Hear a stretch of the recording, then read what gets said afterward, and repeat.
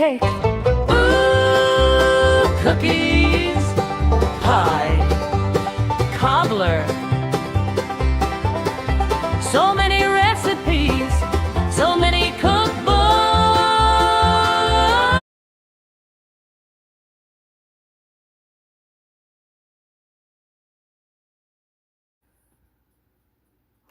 I don't remember who posted this on Facebook, but here is a Facebook recipe for y'all. I got 4 tablespoons of butter. Got to get it melted. I do have biggest part of my spices. I'm missing a couple, but hey, I'm going to make it anyway. I do have about 2 cups, a little over 2 cups of carrots. And these right here, this is homegrown carrots, y'all. Mixed variety. So I cut them up in sticks, and I do have some of the smaller carrots like that. So I got them in my baking pan. So let's go see if the butter's melted yet. Not melted yet, but it's almost there. So now that our butter's melted, we're going to add some garlic to this. Minced garlic that is from my own garden.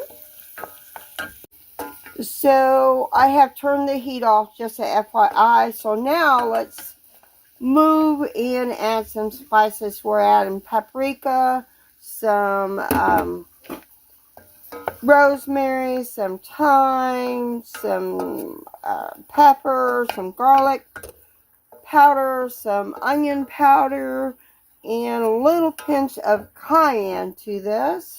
And I didn't have the rosemary, so we added parsley to it. Let me make sure I get all these spices. So, can you guess the next step? Yep, we're going to pour all this delicious yumminess of the melted butter and the spices, and we're going to pour it over our carrots. Recipe doesn't say to pour over our carrots, but that is what I'm doing. So, need to make sure all our carrots are coated in this garlic butter mixture. So, going to put it on a single layer if possible. And then we're going to put it in a 425 degree oven. We're going to let it bake for about 25 minutes. And then this will be carrots and bathed in garlic butter.